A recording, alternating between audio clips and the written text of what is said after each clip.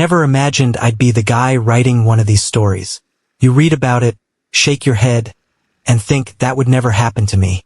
But life has a twisted sense of humor, and here I am, spilling my guts on the internet because I have no one else left to tell. My name's Alex, and until recently, I thought I was living the perfect life.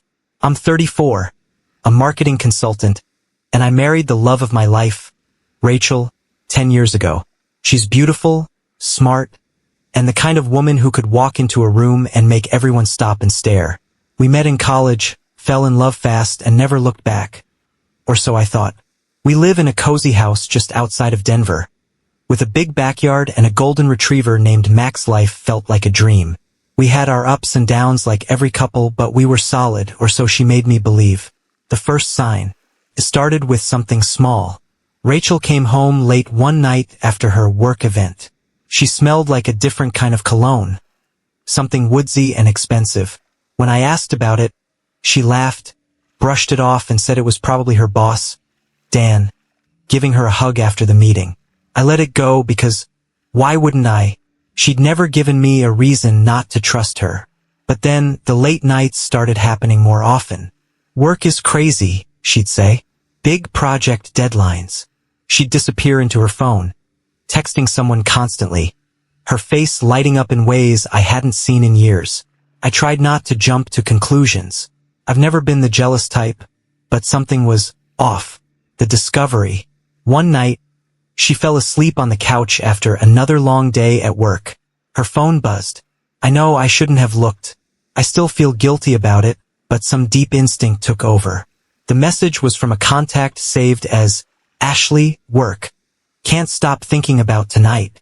When can I see you again? Miss you already. My heart stopped. I read it again, hoping I misunderstood. I felt dizzy, my hands shaking. Who the hell was Ashley? My mind raced through 100 possibilities. None of them good. I didn't confront her right away. Instead, I did something I never thought I'd do. I started investigating. I combed through credit card statements, looked at her social media, and even tracked her location through our shared phone plan. I hated myself for it, but I needed the truth. The lies unravel. One Friday, Rachel told me she was heading out for a girls' night. I kissed her goodbye, pretending everything was fine while my stomach twisted into knots. As soon as she left, I jumped into my car and followed her. She didn't go to any restaurant or bar downtown. She pulled into a small boutique hotel across town. I parked a few spaces down and watched her meet someone at the entrance. A tall man in a suit. They hugged like lovers. I took pictures. My hands were trembling so badly I nearly dropped my phone. I could barely breathe. Confrontation. That night, I waited for her to come home. She walked in past midnight, smelling like wine and betrayal. I was sitting in the dark, the pictures open on my phone. Have fun at girls' night? I asked coldly. Her face went pale. She stammered something about being tired, but I cut her off and showed her the pictures. She broke down. It wasn't Ashley.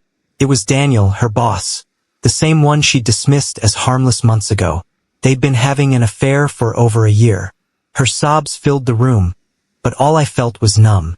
She swore it meant nothing, that she loved me and had been so stupid, couldn't listen. I walked out that night with nothing but my wallet and keys. The twist I didn't see coming. I wish the story ended there, but it doesn't. After weeks of separation and bitter conversations about divorce, something gnawed at me. Why lie about the name? Why Ashley? One night, out of sheer desperation or masochism, I logged into our old shared cloud storage. I found a hidden folder labeled work stuff. Inside were dozens of videos and photos, explicit ones. But it wasn't just Daniel. There were multiple men, different hotels, different dates, stretching back years. And in the videos, she called herself Ashley. I felt like the ground was ripped from under me. I had been married to a stranger. My wife wasn't just unfaithful. She was living a double life. Aftermath. It's been 6 months since I found out the full extent of Rachel's betrayal. Divorce papers are signed. I moved into a small apartment across town, and Max stays with me on weekends. I'm in therapy trying to piece my life back together. Rachel or Ashley or whoever she really is, tried reaching out a few times. Apologies, explanations, tears, but I couldn't bear to hear any more lies. Some days, I wonder if I'll ever trust anyone again. But I'm trying. I survived the worst kind of betrayal and somehow I'm still here. And that's something, right? After discovering Rachel's hidden life, I thought I had reached the bottom of the abyss. But life has a way of showing you just how deep betrayal can go. About 2 weeks after finding the videos, I received a strange envelope in the mail. No return address. Inside was a single photograph, a blurry shot of Rachel or Ashley, standing next to a car I didn't recognize. The back of the photo had a single line scrawled in red ink. "You don't know the half of it." My blood ran cold. Was this some kind of sick prank? I hadn't told anyone about Rachel's double life except my lawyer and therapist. Who would send something like this? I considered calling the police, but what would I say? Hey, my cheating ex-wife might be involved in something? I tossed the photo in a drawer, trying to convince myself it was nothing. But I couldn't shake the feeling that someone was watching me. A voice from the past. About a week later, I was at a coffee shop near my apartment, trying to clear my head. That's when I saw her.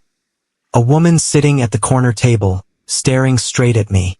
She had sharp, dark eyes and a kind of calculated intensity that made my skin prickle. Before I could react, she stood up and walked over. "Alex, right?" she asked, her voice low but firm. I nodded cautiously. "Do I know you?" She slid into the seat across from me without asking. "You don't. But we need to talk about Rachel." My chest tightened. "Who are you?" "Someone who knows what she's capable of," she said, pulling a folded piece of paper from her coat pocket. "You're not the first man she's done this to." She handed me the paper. It was an old missing persons flyer. The man in the photo looked familiar. Daniel, Rachel's boss. The date on the flyer? 3 months ago. He'd been missing since the day I confronted Rachel about the affair. I felt like I'd been punched in the stomach. The hotel room clue. Desperate for answers, I decided to retrace Rachel's steps, starting with the boutique hotel where I'd first caught her meeting Daniel. After slipping the front desk clerk a $50, I got access to the room she had frequently booked.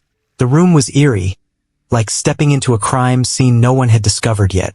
It smelled faintly of her perfume, a sickeningly sweet reminder of everything I'd lost. Searching the drawers felt invasive, but I was past the point of caring. In the bedside table, I found a leather-bound journal. Inside were detailed entries, dates, names, and strange coded phrases.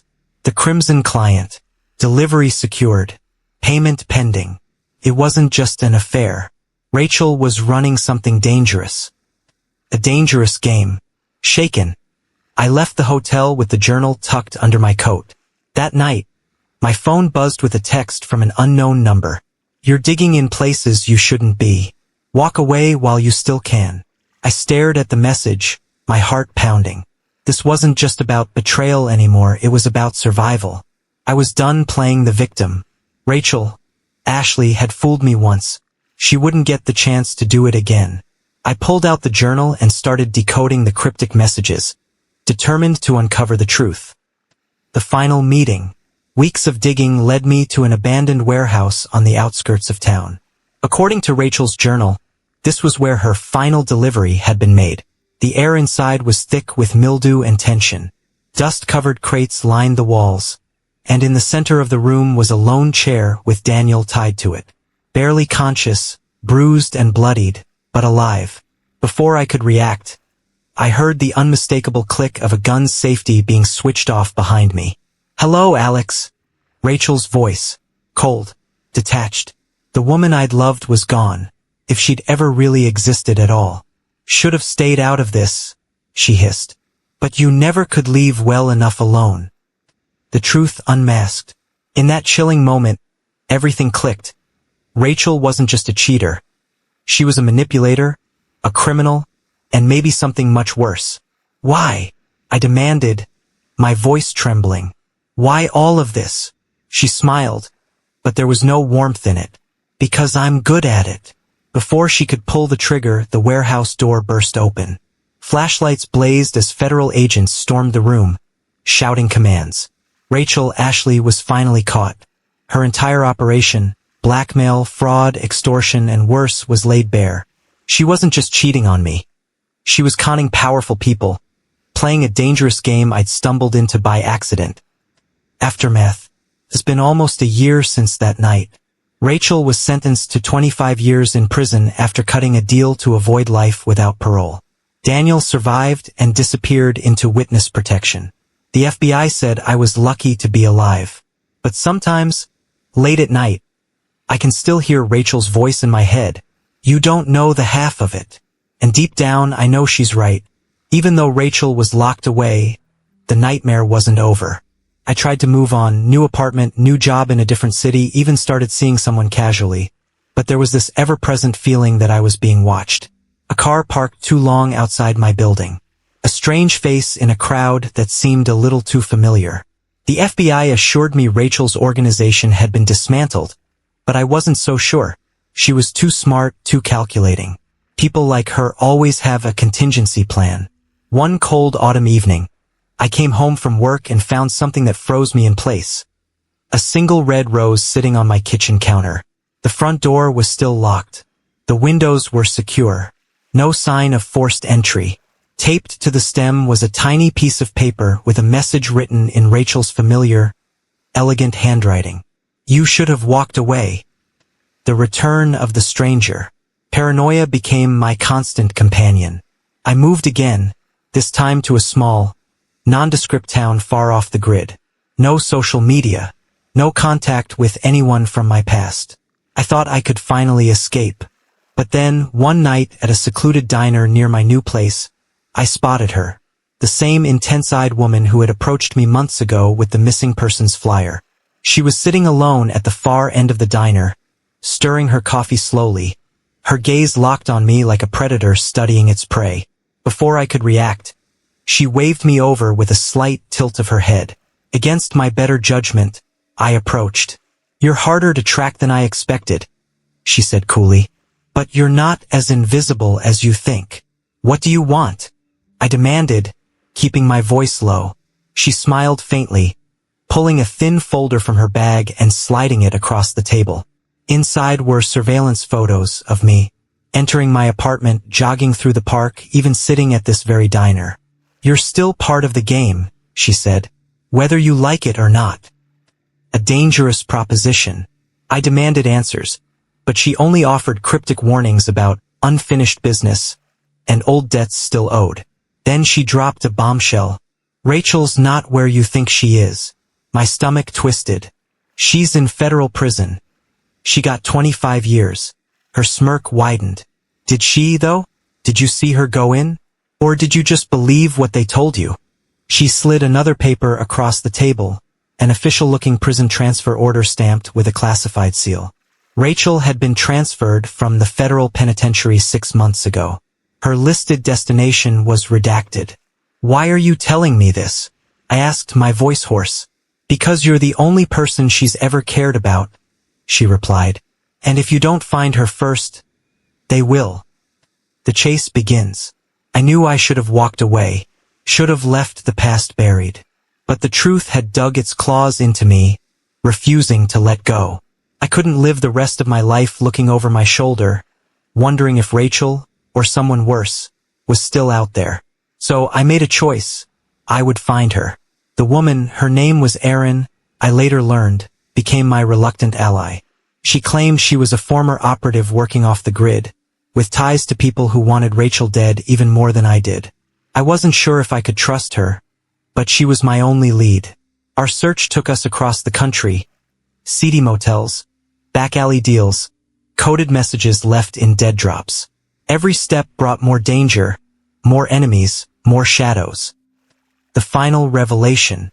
After months of chasing whispers, we finally tracked Rachel to a remote cabin deep in the Pacific Northwest. It was hidden beneath layers of false property records and offshore shell companies. But Erin's contacts cracked the trail. I should have been relieved, but all I felt was dread. We approached cautiously, armed and ready. The front door was unlocked, the cabin dark and silent. Inside, we found a room lined with old photographs pinned to the walls. Pictures of me. Every moment of my life since I'd left her, meticulously documented. In the center of the room stood a single wooden chair facing the doorway. On the chair was a small box with my name scrawled across the top. I hesitated, but Erin nodded sharply, her weapon drawn. I lifted the lid. Inside was a phone, and it started ringing. Hands trembling, I answered. "Hello, Alex." Rachel's voice. Smooth, calm, almost fond. "You found me." The end, or the beginning? Before I could respond, the line went dead, and the faint sound of tires crunching on gravel echoed outside. Headlights flared to life, illuminating the cabin's front windows.